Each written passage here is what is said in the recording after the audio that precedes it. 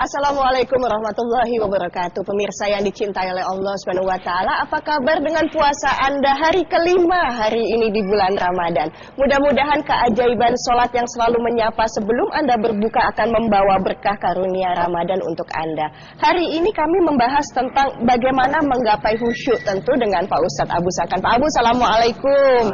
Tapi sebelum saya bertanya sama Pak Abu singkat tentang bagaimana menggapai khusyuk, saya mau menyapa dulu ini ibu-ibu cantik dan bapak-bapak yang luar biasa, para ahli surga ini dari Al-Muhajirin Bekasi Barat, dan tidak ketinggalan jamaah salat center dari Malaysia jauh-jauh.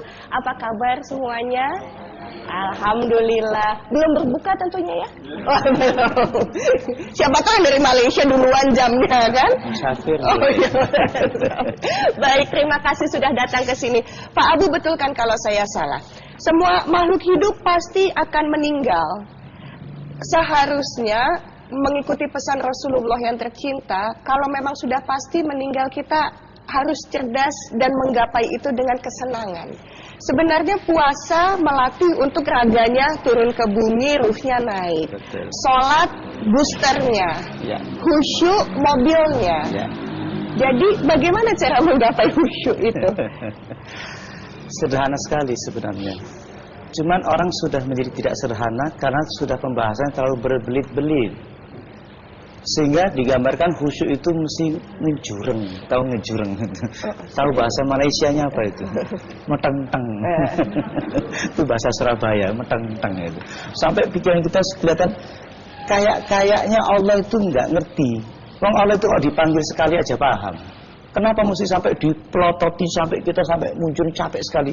Seolah-olah sholat itu betapa beratnya sholat itu. Memang ditulis di Al-Quran, tapi disampaikan oleh banyak masyarakat yang salah kaprah. Wasta'inu bisabri wasshalah wa innaha lakabiratun. Ayat ini dipotong. Mintalah tolong kalian kepada Allah dengan sabar dan sholat, tetapi itu amatlah berat. Dipotong, dan itu disampaikan di jamaah seluruh Indonesia. Sehingga ada yang mengatakan, ya sudah, itu berat. Kata siapa? Illa, itu adalah istisna namanya. Illa 'alal khashi'in. Siapa khashi'an itu? Alladzina, itu ada isim mausul. Alladzina yazunnuna annahum mulaqu rabbihim wa annahum ilaihi raji'un. Adalah orang yang punya keyakinan. Kita yakin kan Allah itu ada. Kita yakin kan Allah menciptakan alam semesta. Hanya itu syaratnya. Dan kita yakin dong Allah mengamati saya. Iya. Kita yakin dong Allah mendengar saya. Iya. Karena yakin itulah engkau bisa khusyuk jika engkau berbicara betul pada Allah. Sehingga ketika engkau panggil Allah, takbir Allahu Akbar, akan terasa bergetar hati kita. Allah bisa dihubungi, bisa. Rasa sambung kepada Allah itulah kekhusyuan terjadi. Khusyuk itu tidak terjadi ketika sholat, tetapi adalah watak atau khasyi' itu adalah isim fa'il. Isim fa'il itu oknu, person, saya. Saya orang khusyuk. Maka orang khusyuk ini sabar dan sholat itu mudah. Itu sebabnya Pak Abu, saya yakin episode kali ini ditunggu-tunggu dan banyak orang yang akan menghubungi Pak Abu ke studio untuk dilatih kehusyuannya. Insya Allah hari ini dapat ya. 02158304050. Sekali lagi 021 kode Jakarta 58304050 untuk Anda yang ingin menghubungi ke studio. Pemirsa, terima kasih Anda kembali lagi dalam keajaiban sholat. Dan silakan untuk Anda yang ingin menghubungi Pak Abu Sangkan di studio, Anda bisa menghubungi di line telepon kami di 02158304050. Hari ini kami membahas tentang menggapai kehusyuan. Tapi sebelum dibahas dan dilatih ibu bapak yang ada di sini dengan Pak Abu Sangkan, ada satu VT yang menarik sekali menceritakan pengalamannya tentang penyakit yang diderita, yang akhirnya setelah berserah diri, penyakit itu pelan-pelan bisa berdamai dengan tubuhnya. Ini dia. Memang saya sering jatuh bangun kena musibah. Dan awal kanker saya itu mungkin karena tekanan batin yang terus-menerus bertahun-tahun.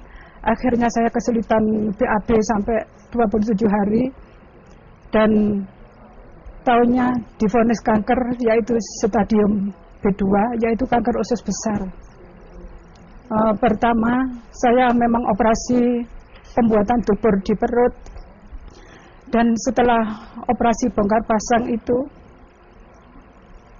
saya sampai 2 tahun kehilangan rasa, nggak punya rasa BAB sampai 2 tahun.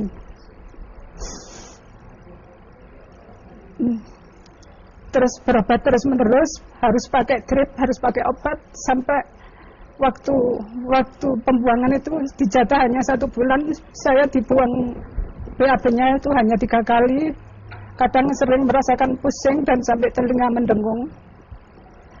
Setelah operasi terus kemoterapi sampai 6 seri dilakukan 30 kali. Kemudian setelah itu prosesnya selesai masih belum bisa punya rasa. Kemudian saya dapat undangan dari Ustadz Tohari itu, undangan sholat khusyuk Ustadz Abu Sangkan yang 2 hari 2 malam insya Allah tahun 2009 di ABM insya Allah. Setelah itu saya langsung insya Allah langsung respon dengan pelatihan sholat khusyuk itu. Alhamdulillah saya menemukan penyembuhan dan pengobatan itu. Nikmatnya saya nggak bisa menghitung. Alhamdulillah, bersyukur sekali kepada Allah.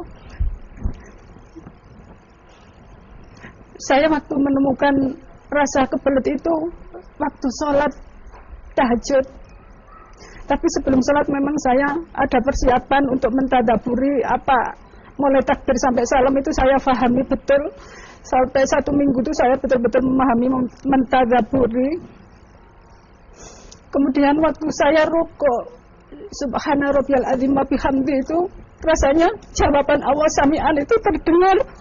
Kemudian saya punya rasa selemet-selemet, sudah merasakan sakit. Kadang masih ada gangguan, rasanya khusyuknya terganggu karena selemet-selemet ini, tapi saya lanjutkan. Dan alhamdulillah waktu itu juga saya bisa ke belakang.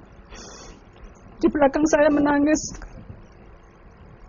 betul-betul menangis karena bersyukur saya kepada Allah. Ibu Solihah, terima kasih atas testimoni Anda. Pak Abu, silahkan.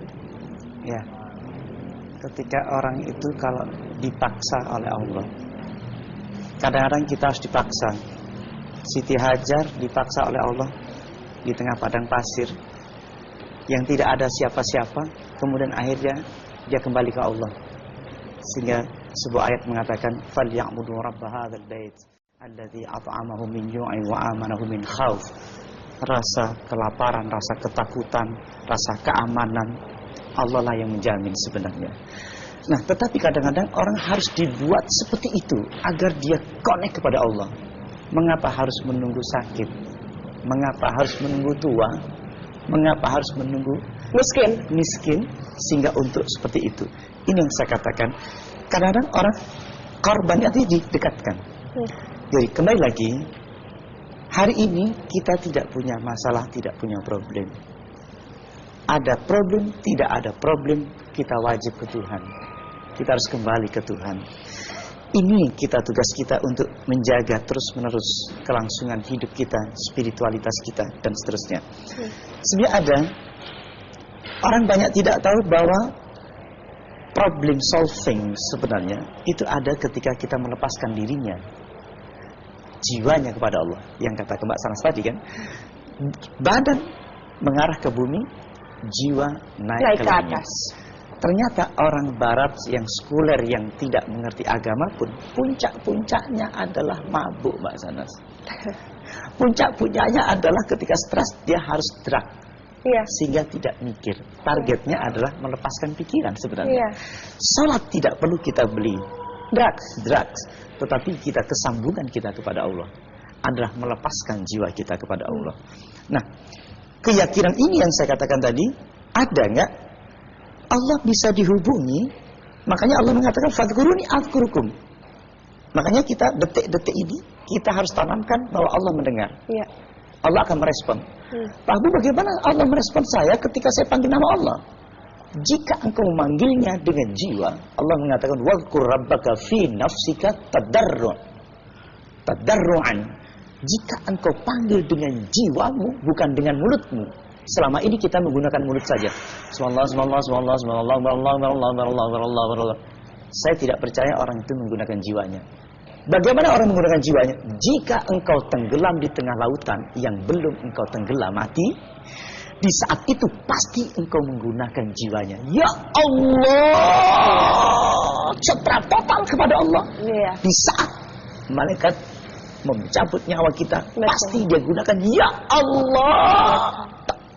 Di saat Siti Hajar di tengah padang pasir, ya Allah, labbaik Allahumma labbaik, labbaik la syarika lak, labbaik innal hamda wan ni'mata laka wal mulk la syarika lak. Pasti itu terjadi. Ini yang tidak pernah kita seriuskan, bahwa Allah akan mencabut, membimbing, menuntun jiwa kita. Satu kata sederhana sekali, Allah mendengar saya dan Allah mengamati gerak-gerik saya. Illa 'alal khashi'in alladzina yazunnuna annahum mulaqu rabbihim wa annahum ilaihi raji'un. Yaitu adalah orang yang yakin bahwa dia ketika berdiri adalah berjumpa Allah. Karena yakin berjumpa Allah, dia bergerak betul, sebut nama Allah, Allahu Akbar. Betul-betul dia pertahankan kesambungan itu. Kalau menggunakan pikiran akan melayang, tetapi kalau menggunakan jiwanya tidak akan bisa melayang kemana-mana. Kenapa? Allah akan menyambut jiwa orang yang menggunakan jiwanya. Memanggil Allah dengan jiwanya, maka akan bergetar. Sehingga ada terjadi connecting dan bergetar antara hamba dan Tuhannya. Silatun waliqaun bainal abdi wa rabbi.